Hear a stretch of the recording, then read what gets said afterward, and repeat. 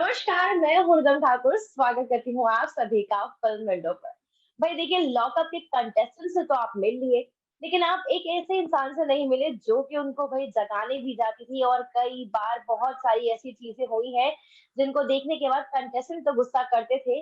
Mask के पीछे कुछ ऐसी चीजें हुई हैं जिसकी वजह से कुछ भी नहीं कहा जा सकता था। तो वेलकम करते हैं हम लोग करुणा जी का, जो कि आज हमारे साथ जुड़ी है और अपने लॉकअप के एक्सपीरियंस जो है हमारे साथ शेयर कर रही है। तो स्वागत है आपका करुणा जी हमारे चैनल फिल्म विंडो पर। Thank you very much. नमस्ते सभी को। तो करुणा जी, अगर मैं बात करूं लॉकअप के एक्सपीरियंस की, तो कैसा रहा है? एक तो मास्क के पीछे रहना और कंटेस्टेंट को नहीं पता कि कौन आ रहा है कौन नहीं है, सिर्फ एक आवाज उनको सुनने को मिलती है और कई बार ऐसा होता है कि रिएक्शंस भी कुछ अलग आ जाते हैं। आप क्या कहना चाहेंगे इस पर? आपका क्या एक्सपीरियंस रहा इस पर? बहुत अच्छा एक्सपीरियंस रहा। और मास्क में रहते थे हम लोग, तो हम लोग को कोई भी एक्सप्रेशंस हंस नहीं सकते थे। और मतलब ये प्रोटोकॉल था कि हमको कोई एक्सप्रेशन देना ही नहीं है। कोई कुछ भी बोले, क्या जी कितना भी हंसाए, लेकिन हंसना नहीं है। तो बात करने का मन करता था, बट कंट्रोल करना पड़ता था। तो कभी ऐसा फील हुआ कि जैसे कोविड का टाइम आया था, एंड कोविड के टाइम पर अब तो खैर महाराष्ट्र में मास्क बंद हो चुके हैं, लेकिन जब भी हम लोग बाहर जाते थे तो मास्क लगा के जाते थे और यहाँ तो एक शो में मास्क लगा के रहना पड़ता था। तो इसके बारे में आप क्या कहना चाहेंगे? मास्क बहुत ही मोटा था, तो बहुत ही इरिटेटिंग लगता था पहनना वो। बट बाद में उसकी हैबिट हो चुकी थी, तो लगता था कि ठीक है, हमारा एक काम है तो करना है। तो ठीक था सब। ओके। सो अगर लॉकअप के कंटेस्टेंट्स की बात करूं तो बहुत सारी ऐसी चीजें भी होती थी, हमने जैसे लाइव में देखा है कि आप लोगों के एक्शंस पे कई बार वो रिएक्शंस देते थे। तो कोई ऐसा टाइम आया जहां पर आपसे कंट्रोल नहीं हुआ, चाहे वो हंसी हो, चाहे वो एंगर हो, या कोई ऐसी बात मन किया और बोलने का कि यार अब छोड़ो, अब तो बोल देना चाहिए? तो ऐसा कभी कुछ हुआ, कोई ऐसा सीन? हाँ, कई बार हुआ ऐसा कि मुझे गुस्सा भी आता था, और हंसी तो सिर्फ मुझे जब भी मुनव्वर बात करते थे, जैसे कोई टास्क चल रहा है और मुनव्वर ऐसी ऐसी बातें बोलते थे कि उनको सुनने के बाद मैं कंट्रोल नहीं कर पाती थी, मेरी हंसी निकलती थी। और मैं सोचती थी मेरी तरफ ये कंटेस्टेंट ना देखे तो मैं हंस पाऊं। और मैं इतना मुश्किल से कंट्रोल कर पाती थी जब भी मुनव्वर ट्रेलर से इस शूटर जी से बात करते थे, नरेश जी से। तो मैं इतना हंसती थी, मतलब मन ही मन में हंसना पड़ता था, क्योंकि हम जोर से हंस ही नहीं सकते थे। और गुस्सा मुझे तब आता था जैसे कि कोई टास्क चल रहा है और बहुत लंबा टास्क हो जाता था, 2 घंटे 3 घंटे हम लोग कंटिन्यू खड़े हैं। तो मुझे इतना गुस्सा आता था, पायल जी बहुत बोलती थी। तो मैं सोचती थी ये जल्दी से शॉर्ट में खत्म करे बोल के, या फिर झगड़ा खत्म करें, जल्दी से टास्क खत्म करें और हम लोग बाहर जाए। ऐसा फील होता था। मुझे एक बॉम्ब वाला टास्क याद है जहां पर वायर कट करने थे, जब टॉप 3 की चीजें चल रही थी वहां पर। तो उस टास्क के दौरान पायल ने बॉम्ब का वायर तो कट कर दिया था, लेकिन वो खुद उसमें इन्वॉल्व नहीं हो सकती थी। तो यहाँ पर फिर वो गार्ड्स की तरफ देखा उन्होंने और बोला कि आपने मुझे रोका नहीं। वो मोमेंट पर आपका क्या रिएक्शन था? जी हाँ, जब ये बॉम्ब वाला टास्क हुआ था मैं अंदर ही थी। और पायल जी पता नहीं क्यों समझ नहीं पाई थी कि क्या है, उन्होंने टास्क को अच्छे से समझा नहीं। और उसका जो बॉम्ब डिफ्यूज करना था उसको खुद कर दिया, जबकि वो कोई भी पार्ट नहीं ले सकती थी, उनका नाम ही नहीं था।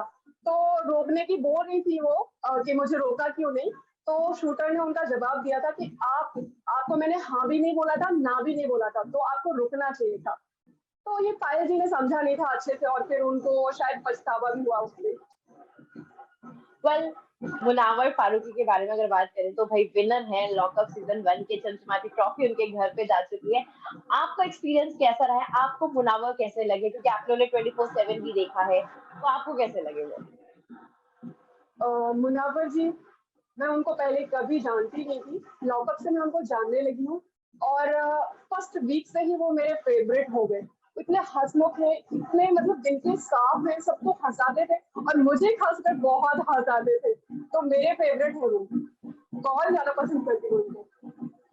तो शो जीतने के बाद में बिना मास्क के मुनावर ने आपको देखा कि नहीं देखा, कि कौन था जो उनको आगे जगाने में या उनको डांट लगाने में, चीजों में स्टॉपेज देने में आते थे? उन्होंने देखा कि नहीं देखा, मिले कि नहीं मिले? हाँ जी, जब तक शो चला तब तक उन्होंने हमें नहीं देखा था और वो बोलते थे कि मैं देखना चाहता हूँ और मिलूँगा सबसे बोलते थे। तो जिस दिन फिनाले था, उस दिन हम लोग विदाउट मास्क अपने पूरे ड्रेस में बैठे हुए थे। तो वो मुनव्वर नीचे स्टेज से उतर के आए, हम सबको गले लगाया, हैंडशेक किया और मिलके जल्दी-जल्दी में चले गए वो। तो क्योंकि उनको बुलाया जा रहा था, वो ऑफ कोर्स वो फाइनलिस्ट में थे और मैं तो बस यही सोचती थी कि प्लीज गॉड मुनव्वर ही जीते, मुनव्वर ही जीते, मैं यही बोलती थी। और जब वो जीते ना तो मेरी खुशी का ठिकाना ही नहीं था। वेल अगर मुनव्वर के अलावा अगर कोई और जीतता, तो आप क्या सोचते हो कि कौन है जो इस ट्रॉफी का हकदार होता? अ, मुनव्वर के अलावा मैं चाहती थी कि बूम बम शिवम शर्मा जीते क्योंकि वो भी डिजर्विंग थे। पायल जी का मैंने कभी नहीं चाहा कि वो जीते क्योंकि वो नेगेटिव लगती थी मेरे को एक तरह से। आई डोंट नो, मैं उनको लाइक नहीं करती थी।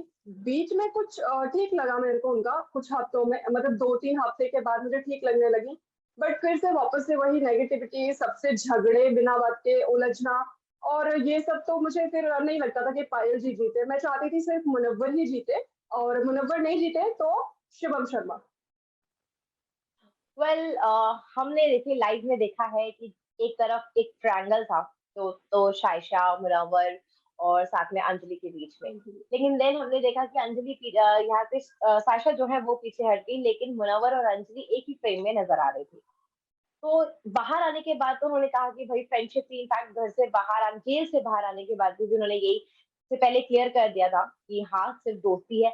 आपको क्या लगा दोनों को देखने के बाद? क्या आपको ये दोस्ती से बढ़कर लगा या आपको सिर्फ दोस्ती लगी थी? और मैं ये कहना चाहूँगी कि मैंने उनको करीब से देखा है, जब भी टास्क होता था, कुछ भी चल रहा था, हम लोग उनको 12 घंटे कंटिन्यू देखते थे, बाहर से देखते थे अगर अंदर नहीं है हम लोग तो। तो मुझे दोस्ती ही लगती थी, एक अच्छी दोस्ती लगती थी। और ऐसा कि जैसे उन दोनों के बीच में कुछ है ऐसा नहीं था, ऐसा पब्लिक को देख के लगता था और ये तो शायद अच्छे से उनको ही पता होगा, हम कुछ कह नहीं सकते, पर मुझे दोस्ती ही लगती थी। और शायशा को भी फीलिंग्स थी उसके लिए, मुनव्वर के लिए, तो मुझे बहुत अच्छा लगता था। और शायशा भी मेरी फेवरेट है, बहुत अच्छी लगती है वो मुझे, दिल की बहुत अच्छी है वो। तो मुझे दोस्ती ही लगती थी। प्रिंस के बारे में क्या कहना चाहेंगे? प्रिंस शो के अंदर आया और कहीं ना कहीं आगे शो का कहते हैं ना एक लेवल उन्होंने चेंज कर दिया, सबको काम पर लगा दिया, एक ऐसा वाला सिनेरियो देखने को मिला है। क्या आपको भी यही लगता है? प्रिंस नरूला जी, जिस दिन वो आए थे तो प्रोमो शूट हुआ था, मेरे साथ ही हुआ था, तो मेरे को तब से वो जानते हैं, मेरा नाम पूछ रहे थे, मैंने नहीं बताया, मैं बोली नॉट अलाउड। और उनका जैसे ही वो आए शो में एकदम धमाल, मतलब ट्विस्ट हो गया। और इतना धमाका होता था जैसे ही प्रिंस नरूला जी आए, क्योंकि वो ट्रबल मेकर बनाया गया था उनको। तो जब से वो आया शो मुझे और ज्यादा अच्छा लगने लगा और ज्यादा मजा आने लगा। प्रिंस जी बहुत अच्छे इंसान हैं। उन्होंने हमारे साथ में फ़ोटो लिए थे जब फिनाले के बाद बाहर आए, हम लोग को लेके गए सभी गार्ड्स को और सबके साथ में फ़ोटो लिया उन्होंने और सबको थैंक यू बोला।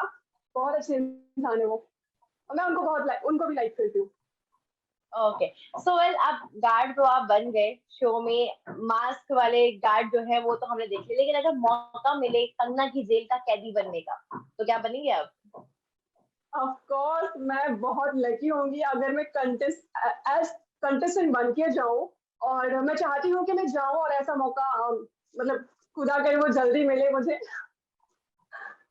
मैंने बिल्कुल कभी जाना सोचा चाहूँ। कि जब एकता कपूर की तरफ से ये ऑफर आया कि लॉकअप में एज अ गार्ड नजर आना है, जिसमें आपका फेस भी रिवील नहीं किया जा सकता है, आपकी आवाज सिर्फ सुनाई देने वाली है, जो कि इसमें कोई एक्शन नहीं, कोई एक्सप्रेशन नहीं, कुछ नहीं करना है, तो आपको मतलब कैसे ये अपॉर्चुनिटी मिली और आपने कैसे ये अपॉर्चुनिटी निभाई? क्या कहना चाहेंगे इस पर? ओके, ऐसा हुआ था कि हम लोग जैसे कि एक्टर थे तो हमारी प्रोफाइल कास्टिंग डायरेक्टर्स के पास में होती है। तो हमारी प्रोफाइल उनके पास में थी, तो तनुज जी हैं जिनको शायद कॉन्ट्रैक्ट मिला था कास्टिंग करने का। उन्होंने हमें कास्ट किया है और उनका कॉल आया कि करुणा ऐसा-ऐसा रोल है, एक रियलिटी शो है जो कि बिग बॉस के सेट पे होगा, उसी पे थोड़ा बेस्ड है बट एकदम हटके है, उससे डिफरेंट है। जेल का ये रहेगा, सीन रहेगा। तो आपको जैसे कि सोल्जर्स रहते हैं वैसा आपका काम रहेगा। कैदीज को आपको ले जाना है या फिर जो भी है डिसिप्लिन में रखना है, उनको सुलाना है, उठाना है। खाना-पीना सब टाइम पे, वो सब आप लोग को कराना है और आप लोग के डायलॉग्स नहीं होंगे, मास्क रहेगा, आपका फेस रिवील नहीं होगा। तो ये सब बताया था उन्होंने, मैं बोली ठीक है। एक्चुअली मैं फ्री थी घर पे और लॉकडाउन के बाद काम भी नहीं था कुछ, मैं क्लासेस कर रही थी, एक्टिंग क्लासेस और थिएटर। तो मैंने सर को भी पूछा, सर ऐसा-ऐसा मैं कर लूँ क्या? तो मिस्टिक एक्ट से मैं क्लासेस कर रही थी। तो उन्होंने बोला बिल्कुल करो, कोई भी काम बिल्कुल करिए और बहुत अच्छी अपॉर्च्युनिटी है। तो मैंने हाँ बोला कि हाँ ठीक है, कर लेती हूँ। तो लगा नहीं कि मतलब फेस रिवील नहीं हो रहा है, क्योंकि हमेशा एक्ट्रेस के लिए इम्पोर्टेंट होता है कि उनका फेस जो है वो फ्रंट ऑफ रहे। तो लगा नहीं कि यार मास्क में रहना है, फेस नहीं है, कुछ थोड़ा बहुत भी कुछ ऐसा फील हुआ हो? बहुत लगा, हम चाहते थे कि इतना हार्ड वर्क, हमारा काम इतना हार्ड है और हमारा भी फेस दिखे, हम बहुत चाहते थे। पर क्या करेंगे, वो एक कॉन्ट्रैक्ट साइन था ऑलरेडी कि आपका फेस रिवील नहीं होगा और हम भी ये था कि ठीक है, थोड़ी फाइनेंशियली कंडीशन भी हम लोग की अच्छी नहीं थी। मैं बोली ठीक है, एक फाइनेंशियली मजबूती मिलेगी ये शो करने के बाद, तो सिर्फ इसीलिए किया था और पता नहीं था कि इतना अच्छा जाएगा। और अभी मैं अपने आप को लकी मानती हूँ। पहले तो मैं सोचती थी मैंने क्यों ले लिया ये शो, मुझे फीलिंग ऐसी आ रही है कि मैं सिर्फ काम पे आई हूँ, मैं कोई एक्टर नहीं हूँ, ऐसा लगने लगा था मुझे, क्योंकि कोई डायलॉग नहीं होते थे और फेस नहीं दिखता था। बट अभी मुझे बहुत अच्छा लग रहा है। कितने घंटे मास्क लगा के रखना पड़ता था जब कैमरा पर आते तभी, या फिर पीछे भी आपको रहना पड़ता था मास्क के साथ में? अ, सिर्फ जब हम अंदर होते थे, कैमरे पे होते थे, तभी हम मास्क लगाते थे और अंदर ऐसा कोई भी 1 सेकंड नहीं था, एक जगह ऐसी नहीं थी जहाँ पे आप कैमरे पे नहीं रहोगे, क्योंकि इतने सारे कैमरे थे, बाहर से भी और अंदर इतने कैमरे थे, तो आप कहीं बच नहीं सकते। तो अंदर जब भी आपको जाना है, तो मास्क लगा के फुल पूरा ड्रेसअप जो भी है आपका, यूनिफ़ॉर्म में जाना होता था। बाकी बाहर हम लोग मास्क नहीं लगाते थे। वेल, अगर मैं यहाँ पे बात करूँ वो वापस से मुनावर की, तो आपको मुनावर की दोस्ती किसके साथ में ज्यादा पसंद आई है कि हाँ, ये मुनावर का अच्छा दोस्त है, या फिर ये मुनावर के लिए अब अच्छे नहीं है? कौन आपको उनके लिए अच्छा लगा, कौन नहीं? मुनव्वर के लिए मुझे सबसे ज़्यादा सायशा अच्छी लगी, जो कि दिल से उसके लिए कुछ करना चाहती थी, दिल से उसके लिए सब कुछ करती थी, जो भी करती थी वो दिल से करती थी और वो मुनव्वर को चाहती थी कि वो अच्छे इस पे खेले, उसके लिए जो भी हो अच्छा ही हो। एंड अंजलि भी बहुत अच्छी दोस्त थी, पर उसने लास्ट में एक मोमेंट ऐसा आया था, एक टास्क ऐसा था कि मुनव्वर के खिलाफ हो गई थी। बट बाद में फिर से अच्छे दोस्त बन गए वो लोग और प्रिंस जी बहुत अच्छे दोस्त थे उनके। बाकी लोग भी ठीक थे, पायल जी को छोड़ के सभी ठीक-ठाक थे, उनके दोस्त। ओके, सो अब आफ्टर लॉकअप क्या प्लान्स है आपके? कहाँ आप नजर आने वाले हो? कोई प्रोजेक्ट्स आपको मिले हो? क्या बताना चाहेंगे आप? लॉकअप के बाद मैंने एक शूट किया है, फ़ोटो शूट था, बाकी इंटरव्यू चल रहा है अभी और अभी मैं क्लास जॉइन कर लूँगी अगेन, क्योंकि मैंने ब्रेक ले लिया था अपने थिएटर और एक्टिंग क्लासेस से, सो वो कंप्लीट करना है और इसके बीच में कुछ शो आ जाता है, शूट आ जाता है, तो ऑफ कोर्स मैं करूँगी। वेल, अगर लॉकअप सीजन 2 में वापस से सेम अपॉर्चुनिटी मिलती है, तो आप जाने वाले हो? हाँ, जो डायरेक्टर हैं उनसे बात हुई थी जब हमने शो मतलब फिनाले के बाद हम लोग आए थे, उन्होंने थैंक यू बोला था, स्पेशल थैंक यू मुझे बोला था, क्योंकि जितने भी टास्क होते थे, डे में होते थे और डे में मैं रहती थी और मुझे मुनव्वर और साइशा रेशमा बुलाते थे, मतलब सब रेशमा बुलाते थे। तो टास्क जो है जितने भी होते थे, मुझे टास्क में भेजा जाता था, क्योंकि मैं ठीक-ठाक से करती थी, कोई मिस्टेक नहीं करती थी। तो मुझे स्पेशल थैंक यू बोला पूरी टीम ने कि करुणा जी, आपका बहुत-बहुत थैंक यू। आपने बहुत अच्छे से किया और बहुत सपोर्ट किया। आप कितने भी थके हों, फिर भी आप आते थे जब भी हम बोलते थे। तो उन्होंने बोला कि दोबारा से सेकंड सीज़न आएगा तो हम आपको बुलाएँगे। तो मैं बोली ठीक है, आप बुलाइएगा और मैं अगर फ्री रही तो मैं ऑफ कोर्स जाऊँगी, मैं बिल्कुल जाना पसंद करूँगी। Thank you so much Karuna ji, हमसे लॉकअप को लेकर बात करने के लिए, and best wishes for your future as well. So thank you so much. Thank you a lot to you. Thank you nice to so meet you. Much.